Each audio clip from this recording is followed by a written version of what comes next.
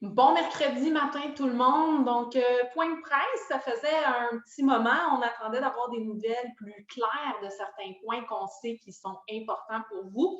Donc, je débute en disant qu'officiellement, l'isolement est levé à l'unité signature. Donc, bonne nouvelle, ça a été plus de peur que de mal. Donc, oui, effectivement, vous avez reçu des communications concernant l'isolement préventif, hein, je vous le rappelle, de l'unité de soins. Donc, il n'y a pas de cas confirmés aux résidences du marché, que ce soit du côté autonome, chez nos employés ou encore à signature. Tout le monde se porte au mieux. Donc, on est très heureux de pouvoir vous l'annoncer avec cette deuxième vague franchement impressionnante en cours toujours au Québec et en zone rouge. Donc, on a cette nouvelle-là pour vous ce matin. J'en profite pour rappeler que, parce qu'il y en a qui demandaient, est-ce que c'est source d'un résident? En fait, c'est qu'il y a eu un visiteur de l'extérieur qui portait à s'inquiéter un petit peu au niveau de la COVID. Donc, je sais que je vous ai déjà fait ce rappel-là, mais je me permets de le faire à nouveau. Si c'est possible d'ouvrir la discussion avec vos visiteurs, votre famille, en fait, parce que vous avez le droit à une personne ou proche et ou proche aidant, de rappeler que vous comptez sur eux pour votre santé, mais nous tous ensemble aux résidences du marché, on veut travailler en équipe avec les familles, proches aidants. On est heureux des mesures d'assouplissement qui étaient plus rigides au printemps pour vos visites. On sait que c'est précieux pour vous. On est heureux d'avoir nos salles à manger toujours ouvertes, chose qui n'était pas possible dans les étapes précédentes. Mais si on veut garder ces belles mesures-là d'assouplissement et que ça demeure de bonnes nouvelles, il faut pouvoir être très, très vigilant. Les cas augmentent toujours au Québec.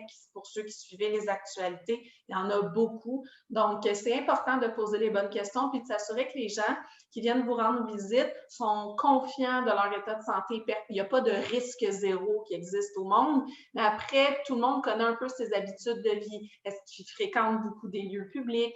Est-ce que, bon, peu importe les raisons, il y a des petits événements récents qui pourraient les porter à l'inquiétude. Donc, n'hésitez pas à discuter avant de recevoir quelqu'un chez vous pour vous assurer, vous aussi, d'être en confiance quand ils viennent aux résidences du marché.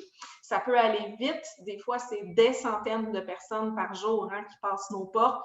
Donc, soyons vigilants, demeurons prudents et aidons-nous les uns les autres à demeurer verts et en zone froide aux résidences du marché. On en est très, très fiers.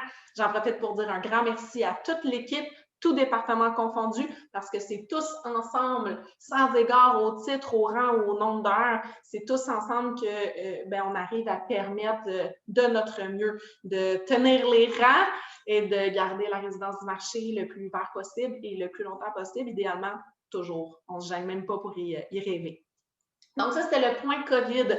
Sinon, je voulais vous dire, en cette journée du souvenir, merci de faire partie tous les jours de mes futurs souvenirs parce que c'est le terme. C'est vraiment un bonheur d'être avec vous. Et j'en profite pour prendre un moment pour nous aussi se souvenir de ceux qui ont construit l'histoire avant nous, pour les anciens combattants aussi qui ont laissé leur vie ou qui ont offert leur vie pour l'ensemble. Et à vous tous qui êtes de grands livres d'histoire, parce que sans toutes ces histoires, on ne serait pas là où on est aujourd'hui. Donc, sous le large thème du souvenir, mais avec une pensée évidemment toute spéciale pour nos anciens combattants, je vous dis bonne journée du souvenir. Soyez prudents, prenez soin de vous et je vous dis à très bientôt. Merci.